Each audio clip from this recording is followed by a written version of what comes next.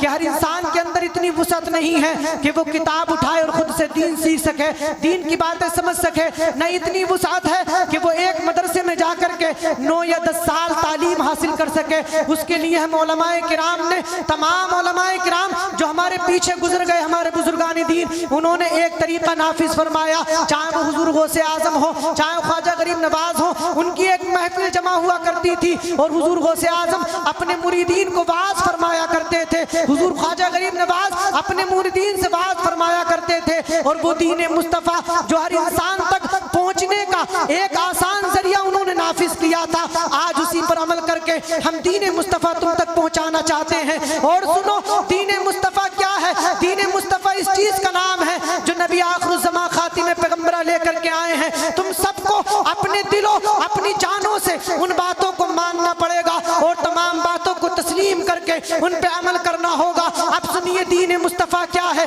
پیغمبر اسلام جو نصیحتیں تمہیں کر کے گئے ہیں، پیغمبر اسلام نے جو باتیں دین کی تم تک پہنچائی ہیں، آؤ میں انہی میں سے چند تم تک پہنچانا چاہتا ہوں۔ ایک بات میں تمہیں اس میں سے یہ بتانا چاہتا ہوں کہ اپنے بچوں کو ادب سکھائیے، اس لیے کہ پیغمبر اسلام فرماتے ہیں، اے لوگو لیس منا من لم یرحم صغیرنا ویوقر کبیرنا، وہ ہم میں سے نہیں ہے جو چھوٹوں پر مہربانی نہ کرے، بڑوں کی عزت نہ کرے۔ اپنے بچوں کو دین سکھائیے، ان کو بتائیے کہ اگر تم نبی کے جماعت میں شامل ہونا چاہتے ہو، تم یہ چاہتے ہو کہ نبی کی جماعت میں شامل ہو جاؤ، نبی کے غلاموں میں شامل ہو جاؤ، تو تمہیں چھوٹوں پر مہربانیاں کرنی ہوں گی اور بڑوں کی عزت کرنی ہوگی۔ محلے کے بزرگ کو ادب کے ساتھ بولنا ہوگا، محلے کے حافظ کو بڑی تمیز کے ساتھ پیش آنا ہوگا۔ اگر تم نے دین پر ایسے عمل کر لیا تو تم سچے پکے سنی ہو جاؤ گے، مصطفیٰ کے غلام ہو جاؤ گے، اور جو مصطفیٰ کا غلام ہوگا وہ دنیا میں بھی کامیاب ہو جائے گا اور آخرت میں بھی کامیاب و کامران۔ نعرہ تکبیر، نعرہ رسالت، نعرہ رسالت، جشن شہید اعظم، نعرہ تکبیر، نعرہ رسالت، سبحان اللہ سبحان اللہ۔ حضرات، اپنے بچوں کو ادب سکھائیے، دین سکھائیے، اور دین میں تمام دین کی ضروری چیزیں آتی ہیں، نماز انہیں سکھائیے۔ اور نبی آخر الزمان خاتم پیغمبرہ تو ایک حدیث میں فرماتے ہیں کہ اپنے بچوں سے ادب کی لاٹھی مت اٹھانا اور انہیں اللہ کے خوف سے ڈراتے رہنا۔ صحیح حدیث ہے مشکات شریف کی کہ اپنے بچوں سے ادب کی لاٹھی مت اٹھانا، ایسا مت کرنا کہ ان کی محبت میں آ کر کے ادب کی لاٹھی کو اٹھا کر کے رکھ دیا اور وہ جو کچھ کر رہے ہیں اس پر راضی ہو گئے۔ اور پیغمبر اسلام ایک دوسری حدیث میں فرماتے ہیں کہ اپنے بچوں کو نماز کا حکم دو، جب وہ 7 برس کے ہو جائیں اور انہیں مار کر کے نماز پڑھائیے، جب وہ 10 برس کے ہو جائیں۔ عزیزان گرامی وقار، تو ان بچوں کو ادب سکھانا بہت ضروری ہے، اور ادب سکھانے کا ایک بہترین ذریعہ تمہارے مدارس ہیں۔ مدرسوں کے اندر بھیجیے اپنے بچوں کو، مدرسے میں جائیں گے یہ بچے، یہ ادب سیکھیں گے والدین کا، یہ ادب سیکھیں گے اپنے بزرگوں کا، یہ ادب سیکھیں گے پڑوسیوں کا، یہ ہر کسی کا ادب سیکھ جائیں گے۔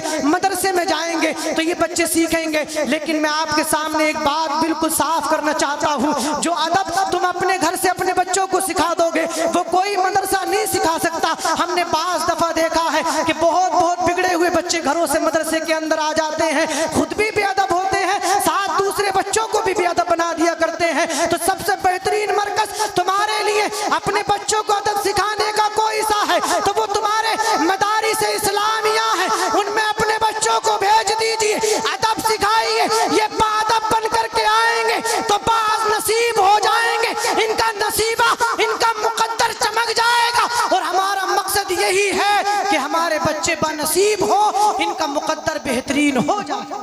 سبحان اللہ سبحان اللہ۔ تو حضرات، اپنے بچوں کو ادب سکھائیے۔ امام حسن بصری رحمت اللہ علیہ فرماتے ہیں، لا علم لہ ولا ادب، جس کے پاس علم نہیں جس کے پاس ادب نہیں اس کے پاس کوئی علم نہیں۔ اور امام عشق و محبت فرماتے ہیں، ولا دین لمن لا ادب، اس کا صحیح معنی میں کوئی دین بھی نہیں ہے جس کے پاس ادب نہیں ہے۔ آپ باادب بنیے۔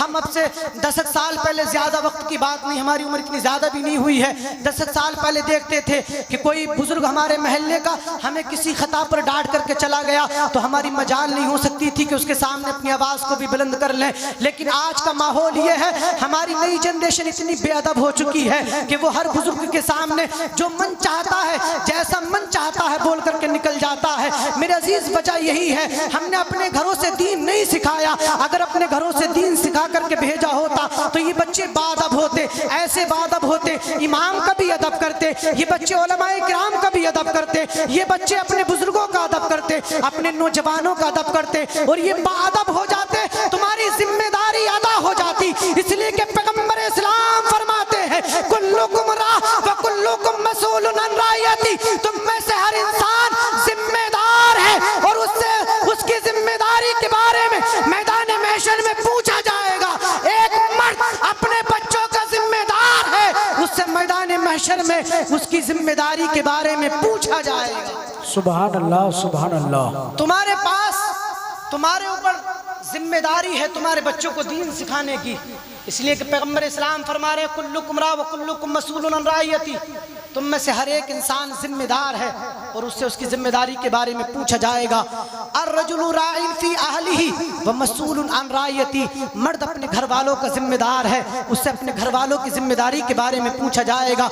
वल मरातु मसूलतुन अन बैति ज़ौजिहा व अन बैति ज़ौजिहा व मसूलतुन अन रायतिहा, औरत अपने शौहर के घर की जिम्मेदार है, उससे उसके शौहर के घर की जिम्मेदारी के बारे में पूछा जाएगा। तो जो जिस चीज का जिम्मेदार है उसको चाहिए कि अपनी जिम्मेदारी अदा करे। तो तुम्हारे मेरे लिए जरूरी है कि हम अपने बच्चों को अदब सिखाएं और अपने घर की औरतों के हम जिम्मेदार हैं, उनको बेपर्दा होने से रोकें, उन्हें नमाजों के हुक्म दें, उन्हें दीन सिखाएं। अगर हम दीन घर से सिखाएंगे ये दीनदार हो जाएंगे, हमारी जिम्मेदारी पूरी हो जाएगी। मैदान महशर में हमसे फिर इनके बारे में नहीं पूछा जाएगा। और हमारा दीन यही है कि हम मैदान महशर में हर जिम्मेदारी से अदा हो चुके हो। मैदान महशर में हमें कोई भी मामला ऐसा पेश ना आए कि जब हमसे कोई सवाल किया जाए तो हम उसका जवाब ना दे सकें। अपने आप को ऐसा बना लीजिए, अपने बच्चों को दीन सिखाइए। और तुम्हें दीन सिखाने का बेहतरीन तरीका ये है कि अपने बच्चों को गुड मॉर्निंग, गुड नाइट्स वगैरह ना सिखाइए।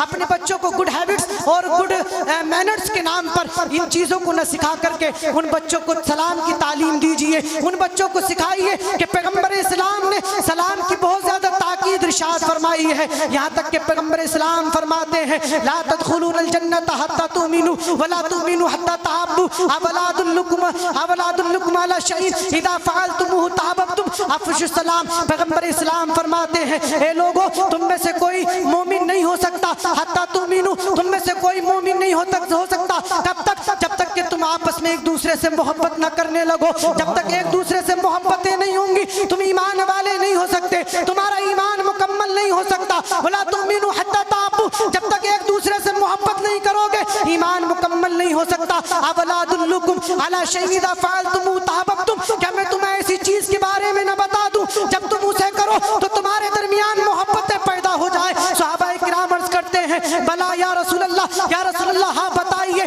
जिस काम को हम करें हमारे दरमियान मोहब्बतें पैदा हो, ईमान मुकम्मल हो जाए, ईमान मुकम्मल हो जाए, हम जन्नत के हकदार हो जाएं। पैगंबर इस्लाम फरमाते हैं अफशु सलाम बैनकुम, अपने दरमियान सलाम फैला लो। तुम अपने दरमियान सलाम फैलाओगे तुम्हारे दरमियान मोहब्बतें पैदा हो जाएंगी, मोहब्बतें पैदा होंगी, तुम्हारा ईमान मुकम्मल हो जाएगा, तुम्हारा ईमान मुकम्मल होगा, तुम जन्नत के हकदार हो जाओगे। सुभान अल्लाह, सुभान अल्लाह, जिंदाबाद जिंदाबाद। अपने बच्चों को हदीस सिखाएं, नबी सल्लल्लाहु अलैहि वसल्लम का दीन सिखाएं और गुड हैबिट्स, गुड मैनर्स, अच्छी आदतें और अच्छी आदतें और इंसान बच्चों को सिखाने वाली चीज़ों में से जो अच्छी आदतें हैं या उनको जो हम अच्छा उनको बनाते हैं उसमें से ये चीज़ है कि उन्हें सलाम सिखाइए। आप सलाम सिखाएंगे बच्चों को तो ये सलाम सिखाना आपके बच्चों के लिए भी बहुत ज़्यादा काम आने वाला है। इसलिए कि बच्चे आपस में सलाम करेंगे, बुजुर्गों को सलाम करके जाएंगे, मोहब्बतें पैदा होंगी, मोहब्बतें पैदा होंगी, ईमान मुकम्मल हो जाएगा, ईमान मुकम्मल होगा, हम जन्नतों के हकदार हो जाएंगे। जिंदाबाद, सुभान अल्लाह, जन्नत के हकदार हो जाएंगे। और सलाम सिखाना कितना जरूरी है, पैगंबर इस्लाम एक हदीस में फरमाते हैं हजरत अनस बिन मालिक से, आज हमने क्या देखा अपने घरों में कि हमें परेशानियों ने घेर लिया है।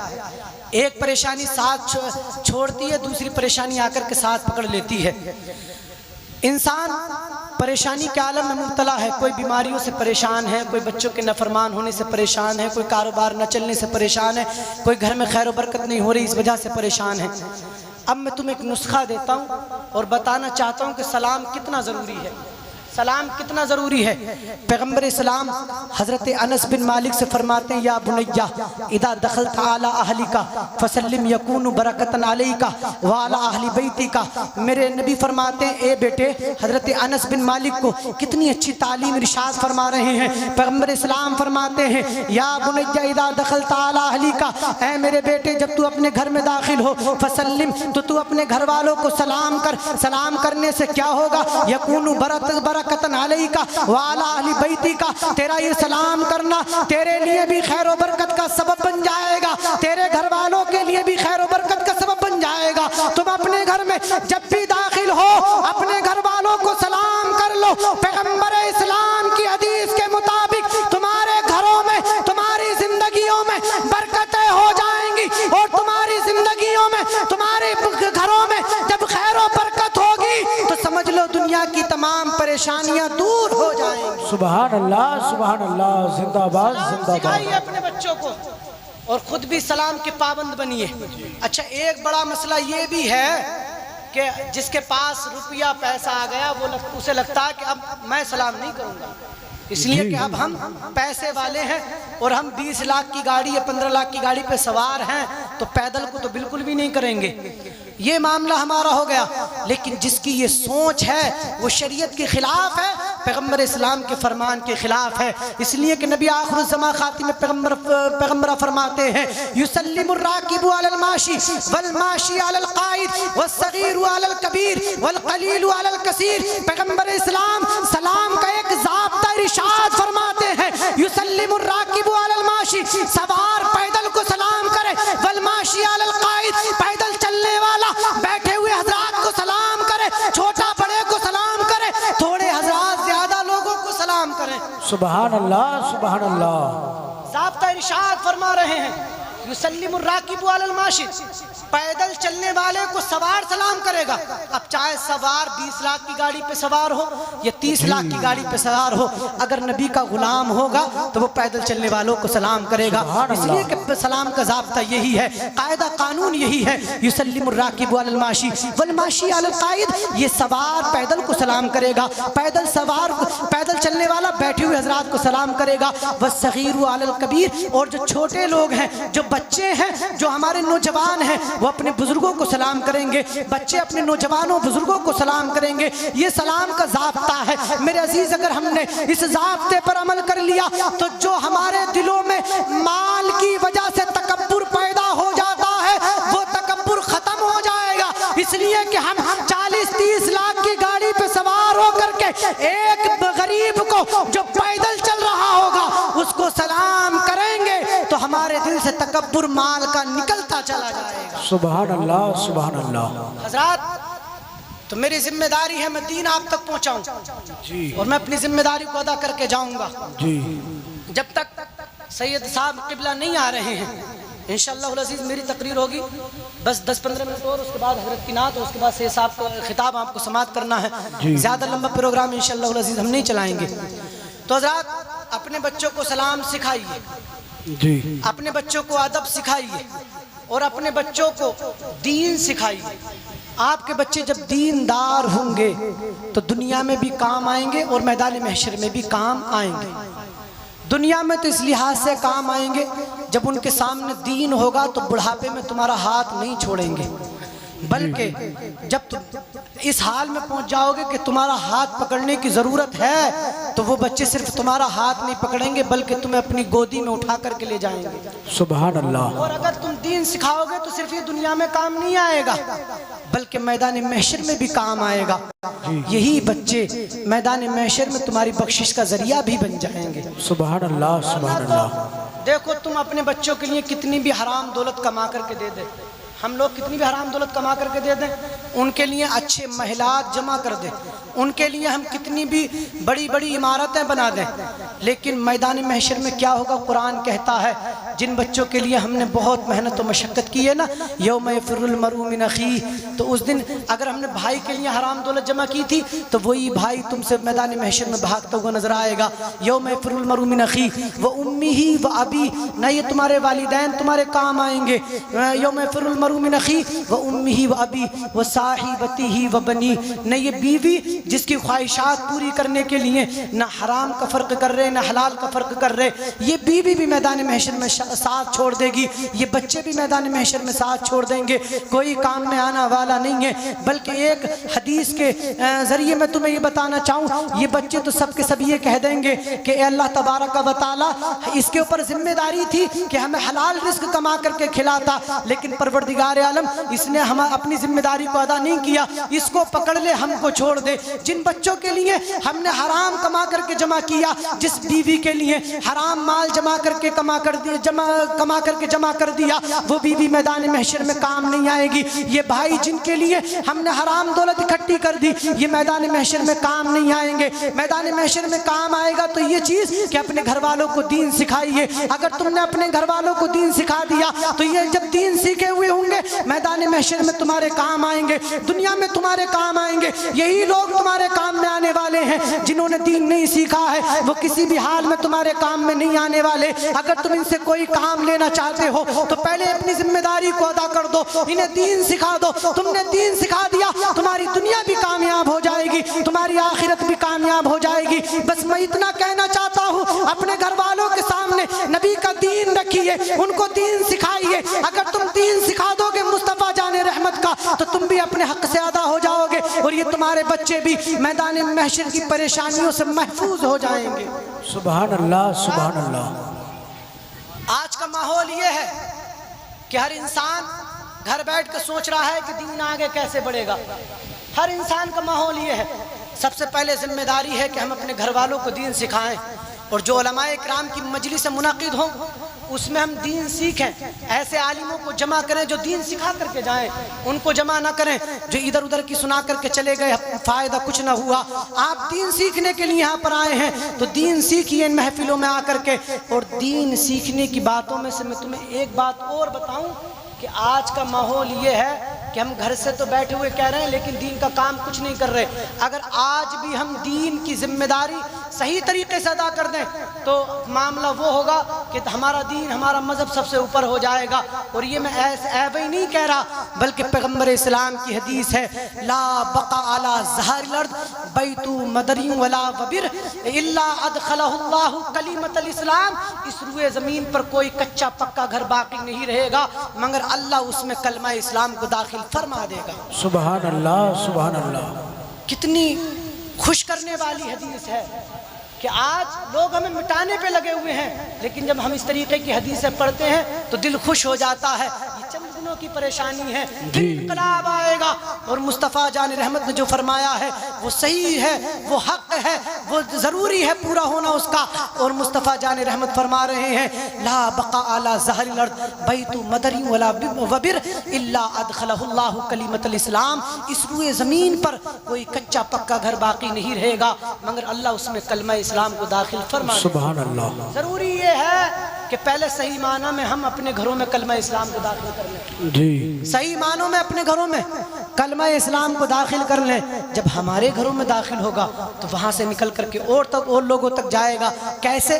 لوگ ہمیں دیکھیں گے کہ مسلمان کتنے اچھے طریقے سے زندگی گزارتا ہے، اور ہماری زندگیوں کو دیکھ کر کے لوگ ہمارے مذہب اسلام کو قبول کرتے ہوئے نظر آئیں گے۔ سبحان اللہ۔ حضرات، ضروری ہے دین سیکھیے۔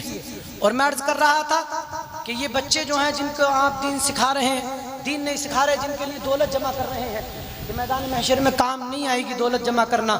اور پیغمبر اسلام نے تو فرمایا تھا آج کے لیے، لا یبالی المرء یاتی علی الناس زمان لا یبالی المرء ما اخذ من الحلال ام من الحرام، لوگوں پر ایک زمانہ ایسا آئے گا کہ انسان اپنی کمائی کے بارے میں بالکل فکر نہیں کرے گا کہ اس نے یہ جو دولت کمائی ہے حلال کمائی ہے یا حرام کمائی ہے۔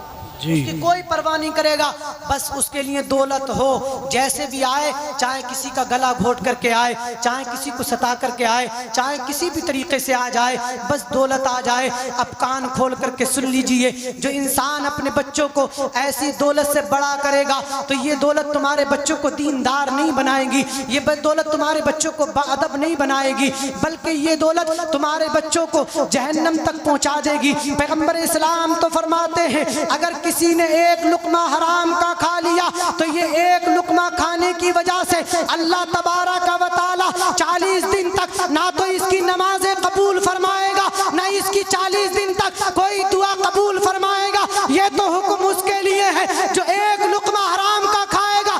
اب ذرا سوچئے جنہوں نے اپنے پیٹ کو صرف حرام ہی سے بھر لیا ہو، ان کی کتنی نمازیں، کتنے روزے، کتنی دعائیں اللہ قبول نہیں فرمائے گا۔ اللہ اللہ۔ حضرات تو اپنی کمائی پہ غور و فکر کریں، دیکھیں کہ ہم نے دین سے کیا سیکھا ہے اور دین ہمارا کیا سکھا رہا ہے، دین ہمارا کیا بتا رہا ہے۔ مذہب ہمارا یہ سکھا رہا ہے کہ حرام لقمہ اپنے بچوں تک مت پہنچائیے، اپنے بچوں کو دین اسلام، مذہب اسلام کی تعلیم دیجئے، لیکن مذہب اسلام کی تعلیم کو وہ اس وقت قبول کریں گے جب ان کے پیٹوں میں حلال کمائی کا لقمہ ہوگا۔ جی۔ جب ان کے پیٹوں میں حلال کمائی کا لقمہ ہوگا تو وہ مذہب اسلام کو قبول کرتے ہوئے نظر آئیں گے۔ اور دیکھو حرام کمائی بہت زیادہ وبال جان ہے، اتنی زیادہ وبال جان ہے کہ آپ نماز پڑھتے رہیں، روزے رکھتے رہیں، اپنے آپ کو امیر شمار کرواتے رہیں، لیکن یہ حرام دولت ہمارے روزے، ہماری نماز، ہمارے حج سب کو انہیں دلوا دے گی جن لوگوں کا ہم نے مال مارا ہے۔ یہ بھی میں ایک حدیث کے تھرو بول رہا ہوں۔ پیغمبر اسلام فرماتے ہیں، صحابہ اکرام کا مجمع لگا ہوا ہے، آپ ادھر نہ دیکھیں، میری گفتگو توجہ کے ساتھ سماعت کیجئے۔ پیغمبر اسلام صحابہ اکرام سے فرماتے ہیں تدرون مل مفلس، اے میرے صحابہ تم جانتے ہو غریب کون ہے؟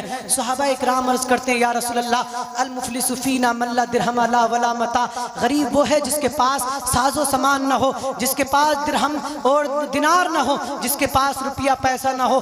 آج ہم بھی اسی کو غریب مانتے ہیں، جس کے پاس اچھا مکان نہیں ہے، جس کے پاس روپیہ پیسہ نہیں ہے، اسی کو ہم غریب مانتے ہیں۔ لیکن پیغمبر اسلام فرماتے ہیں اے میرے صحابہ سنو، المفلس من امتی یاتی یوم القیامہ بصلاۃ وصیام وزکاۃ ویاتی قد شتم ھذا وقذف ھذا واکل مال ھذا وسفک دم ھذا وضرب ھذا۔ پیغمبر اسلام فرماتے ہیں اے میرے صحابہ، میری امت کا غریب وہ نہیں ہے جس کے پاس روپیہ پیسہ نہ ہو، میری امت کا غریب وہ ہے جو کل میدان محشر میں اس حال میں آئے گا، اس نے نمازیں بھی پڑھی ہوں گی، اس نے روزے بھی رکھے ہوں گے، اس نے زکوٰۃ بھی دی ہوگی، وَيَأْتِي قَدْ شَتَمَ هَذَا، اور اس حال میں آئے گا کہ ساتھ ہی ساتھ اس نے دنیا میں کسی کو گالی دی ہوگی، وَأَكَلَ مَالَ هَذَا، کسی کا نحق خون بہایا ہو، کسی کا نحق مال کھایا ہوگا، وَسَفَكَ دَمَ هَذَا، کسی کا خون بہایا ہوگا، وَضَرَبَ هَذَا، کسی کو مارا ہوگا، کسی پر تہمت لگائی ہوگی۔ پیغمبر اسلام فرماتے ہیں جب دنیا اس نے اس طریقے پہ گزاری ہوگی کہ کھیتوں کی میڑیں کاٹ کاٹ کر کے اپنی زمین بڑھا لی ہوگی، لوگوں کا روپیہ پیسہ مار مار کر کے اپنا محل کھڑا کر دیا ہوگا، لوگوں کے سامنے اپنے آپ کو امیر شمار کرا رہا ہوگا، میدان محشر میں اس حال میں آئے گا، نمازیں بھی خوب پڑھی ہیں، وَيَأْتِي قَدْ شَتَمَ وَيَأْتِي، میرے پیغمبر اسلام فرماتے ہیں اس حال میں آئے گا کہ اس نے نمازیں بھی پڑھی ہوں گی، روزے بھی رکھے ہوں گے، زکوٰۃ بھی دی ہوگی، وَيَأْتِي قَدْ شَتَمَ هَذَا، لیکن اس حال میں آئے گا دنیا میں کسی کو گالی دے دی ہوگی، کسی کو مار دیا ہوگا، کسی کا خون بہا دیا ہوگا، کسی کا مال مار لیا ہوگا۔ پیغمبر اسلام فرماتے ہیں اس کی یہ تمام نیکیاں چھین کر کے ان لوگوں کو دے دی جائیں گی جس کو اس نے ستایا ہے۔ اب سنیے، میرے پیغمبر اسلام فرماتے ہیں اگر اس کے پاس نیکیاں نہیں ہوں گی تو ان لوگوں کے گناہ اس کے سر پہ ڈال دیے جائیں گے جس کو اس نے ستایا ہوگا، ثم تُرِیَ فِی النار، آخر کار اس کو جہنم میں ڈال دیا جائے گا۔ اے میرے صحابہ، میری امت کا غریب یہی ہے جس کے پاس میدان محشر میں کچھ باقی نہ رہے۔ میری امت کا غریب وہ نہیں ہے جس کے پاس دنیا میں نہیں ہے، میری امت کا غریب وہ ہے جس کے پاس میدان محشر میں کچھ باقی نہ رہے۔ اب ہم خوب سوچ لیں کہ اگر ہم نے دنیا میں نمازیں تو خوب پڑھ لی، روزے رکھ لیے، زکوٰۃ دے دی، لیکن کسی کا دل دکھا دیا تو یہ تمام نیکیاں ان لوگوں کو دے دی جائیں گی۔ دین ہمارا یہ سکھاتا ہے کہ آپ کسی کو مت ستائیے، اما یہ سوچئے ہمارے مذہب اسلام میں آپ مسجد میں نہیں جا سکتے لہسن اور پیاز کھا کر کے، اس لیے کہ منہ سے بدبو آئے گی، اور جب منہ سے بدبو آئے گی تو پڑوس میں کھڑے ہوئے انسان کو تکلیف ہوگی۔ جو مذہب اسلام اتنی سی تکلیف کو برداشت نہ کرے تو وہ اتنی تکلیف کو کیسے برداشت کر سکتا ہے کہ آپ اپنے پڑوسی کا مال مار کے کھا جائیں، اپنی زمین میں میڑ کاٹ کاٹ کر کے، راستہ کاٹ کاٹ کر کے اپنی زمینیں زیادہ کر لیں، کسی غریب کے 1,00,000 2,00,000 مار کر کے بیٹھ جائیں، کسی غریب کو ستائیں، کسی کمزور کو دیکھیں تو اسے ماریں۔ ہمارا مذہب اسلام ان چیزوں کو کبھی بھی برداشت نہیں کر سکتا، ان چیزوں کی کسی بھی حال میں اجازت نہیں مل سکتی۔ جو مذہب اسلام اتنی سی اجازت نہیں دے سکتا کہ تم اپنی بدبو سے کسی مسلمان کو تکلیف مت پہنچاؤ، اپنے منہ کی بدبو سے کسی مسلمان کو تکلیف مت پہنچاؤ، تو وہ مذہب اسلام ہاتھ کی تکلیف کو کیسے ہمارے لیے برداشت کر سکتا ہے، زبان کی تکلیف کو کیسے برداشت کر سکتا ہے، کسی کے مال کو مار کر کے اس کی دل دکھانے کی تکلیف کو کیسے برداشت کر سکتا ہے۔ بس اتنا سن لو، ہم جو آج مذہب اسلام کا دامن چھوڑ کر کے مغربی تہذیب کو اپنائے ہوئے ہیں، اسے چھوڑنا ہوگا، مصطفیٰ جان رحمت کا دامن تھامنا ہوگا۔ اور مصطفیٰ جان رحمت کا دامن کیسے ملے گا؟ سنیے، آپ ہر اس چیز کو مان لیجئے جس کو شریعت نے بتایا ہے، اپنے پڑوسی کا خیال کیجئے، والدین کے حقوق ادا کیجئے، بیویوں کے حقوق ادا کیجئے، بچوں کو دین اسلام سکھائیے، اپنے امام کی قدر کیجئے، علماء دین کا وقار اور عزت سمجھیے، علماء دین سے محبت کیجئے۔ مذہب اسلام نے جو چیزیں ضروری کی ہیں، نماز کی پابندی کیجئے، روزہ رمضان کا مہینہ آ گیا تو پورے مہینے رمضان کے روزے رکھیے، اللہ نے مال دیا ہے تو زکوٰۃ نکالیے، اللہ نے وسعت دی ہے تو خانہ کعبہ کا حج کر کے آئیے۔ اگر تم تمام چیزوں پر عمل کرو گے تو صحیح معنی میں مسلمان کہلاؤ گے، اپنے درمیان محبتیں پیدا کرو گے تو صحیح معنی میں مسلمان کہلاؤ گے، اپنے پڑوسیوں کا خیال رکھو گے تو صحیح معنی میں مسلمان کہلاؤ گے۔ پیغمبر اسلام فرماتے ہیں واللہ لا یؤمنو واللہ لا یؤمنو واللہ لا یؤمنو، اللہ کے نبی فرماتے ہیں اللہ کی قسم وہ ایمان والا نہیں ہے، اللہ کی قسم وہ ایمان والا نہیں ہے، اللہ کی قسم وہ ایمان والا نہیں ہے۔ 3 مرتبہ قسم یاد کر کے پیغمبر اسلام فرما رہے ہیں وہ ایمان والا نہیں ہے، وہ ایمان والا نہیں ہے۔ صحابہ اکرام عرض کرتے ہیں یا رسول اللہ وہ کون ہے جو ایمان والا نہیں ہے؟ پیغمبر اسلام فرماتے ہیں جس کی دی ہوئی تکلیف سے اس کا پڑوسی محفوظ نہ ہو وہ ایمان والا نہیں ہو سکتا۔ سبحان اللہ، سبحان اللہ۔ جس کی دی ہوئی تکلیفوں سے اس کا پڑوسی محفوظ نہیں ہے تو اس کا ایمان مکمل نہیں ہے۔ اب مجھے بتائیے تو صحیح، اپنے گھر کے آگے بہت لمبا چبوترا بنا لیا، پیریاں بنا لی، جو آپ سے آگے اس گلی میں پڑوسی رہتا تھا اس کو راستے میں گزرتے ہوئے تکلیف ہو رہی ہے، آپ کا ایمان کیسے مکمل ہو سکتا ہے؟ اس لیے کہ ایمان کے 70 روز کچھ درجے ہیں، انہی درجوں میں سے ایک درجہ یہ ہے اماطۃ الاذی عن الطریق، راستے سے تکلیف دہ چیزوں کو ہٹانا ایمان کا ایک درجہ ہے۔ سبحان اللہ، سبحان تو اللہ۔ حضرات، میں آخر میں صرف اتنا سا کہنا چاہتا ہوں کہ آپ مذہب اسلام کو سمجھیے اور اپنے دین پر کما حقہ جو ہے عمل کرنے کی کوشش کیجئے۔ اگر آپ نے صحیح معنی میں عمل کیا تو پھر ہمیں عروج ملے گا، وقار ملے گا، وہی وقار جو ہمارا پہلا تھا۔ یعنی کیا تھا؟ علامہ اقبال کہتے ہیں دی اذانیں کبھی یورپ کے کلیساؤں میں، کبھی افریقہ کے تپتے ہوئے صحراؤں میں، دشت تو دشت ہیں دریا بھی نہ چھوڑے ہم نے، بحر ظلمات میں دوڑا دیے گھوڑے ہم نے۔ ہماری شان یہ تھی، ہم جہاں چاہتے تھے وہاں اذانیں دے دیا کرتے تھے، جہاں چاہتے تھے مذہب اسلام کا پرچم بلند کر دیا کرتے تھے۔ لیکن یہ کب تھا؟ جب ہم نے اپنی جان سے زیادہ ہمیں اپنے دین سے محبت تھی، نبی کے بتائے ہوئے طریقے پر ہم عمل کرنے والے تھے۔ لیکن آج معاملہ یہ ہو گیا، جب باتیں خرافات کی ہوتی ہیں تو ہم سب سے آگے ہوتے ہیں، اور جب بات دین کی آتی ہے تو ہم سے زیادہ ضعیف و کمزور کوئی نہیں رہتا۔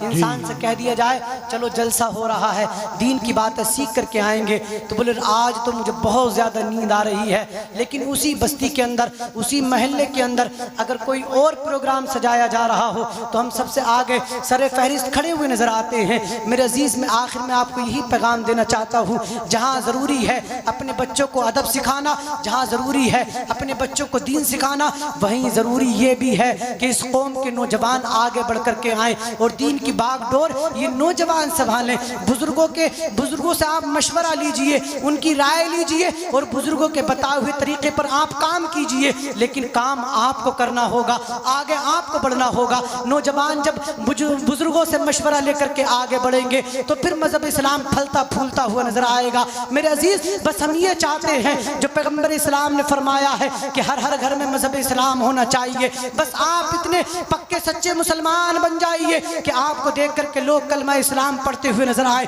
لیکن وہ اس وقت ہوگا جب آپ مذہب اسلام کی باغ ڈور کو خود سنبھالیں گے، نوجوان لوگ آگے بڑھیں گے، مذہب اسلام کو جلسوں سے، علماء کرام کی محفلوں سے سیکھ کر کے آگے بڑھیں گے، اس پر عمل کرنے کی کوشش کریں گے، مسجد کے امام سے سیکھیں گے، اپنے بچوں کو دین سکھائیں گے، اپنے گھروں میں دین کی پابندیاں کروائیں گے۔ تم اس لیے کہ تم ذمہ دار ہو، اپنی ذمہ داریوں کو ہم نبھائیں گے، اپنی عورتوں کو بے پردہ جانے سے روکیں گے، امام حسین کے نام پر محفلیں سجائی جائیں گی اور اس کے بعد ایک میلہ سجایا جائے گا اور ان میں ہمارے گھر کی خواتین حضرات جائیں گی۔ ان چیزوں سے ہمیں اپنے گھر کی خواتین کو روکنا ہوگا، اس لیے کہ ذمہ داری ہماری ہے۔ مسجد کا امام تمہارے گھر کی عورتوں کو روکنے کے لیے نہیں آئے گا، تمہارے گھر کی ذمہ داری تمہاری ہے، تمہیں روکنا ہوگا ان خواتین حضرات کو بے پردہ جانے سے، میلوں میں، بازاروں میں بے پردہ عورتوں کو جانے سے، عورتوں کے مجمع قائم کرنے سے۔ حضرت عائشہ صدیقہ فرماتی ہیں اگر پیغمبر اسلام آج کی عورتوں کے حالات دیکھ لیتے، جو پیغمبر اسلام کے زمانے میں عورتیں تھی